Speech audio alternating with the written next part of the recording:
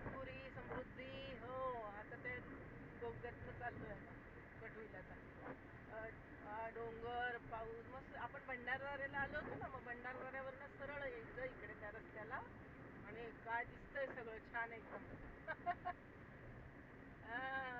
आणि श्रींना समृद्धी ट्राय करायचं होतं ना, समृद्धी महामार्ग.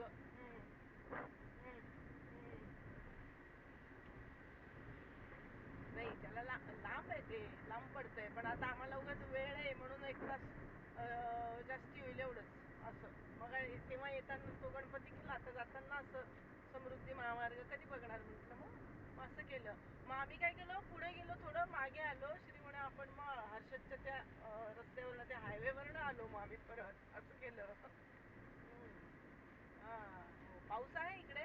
ते इगतपुरी वगैरे लागतं ना, त्यामुळे पाऊस आहे थोडा, पण छान दिसतंय सगळं. नाही त्या रस्त्याला पण नव्हता ना, लक्षात आलं. हा, तिकडे नाहीच आहे पाऊस. इकडे ते पण खूप जोरात नाहीये, छान आहे, बारीक आहे. बारीक आहे. हा, आणि धुकं भरपूर आहे, डोंगर ते छान दिसतंय सगळं. हा, ट्रॅफिक नाही. नाशिक त्या रस्त्याला पण नाही लागणार आहे टोल नाकी, इथे उलट जास्त लागतंय.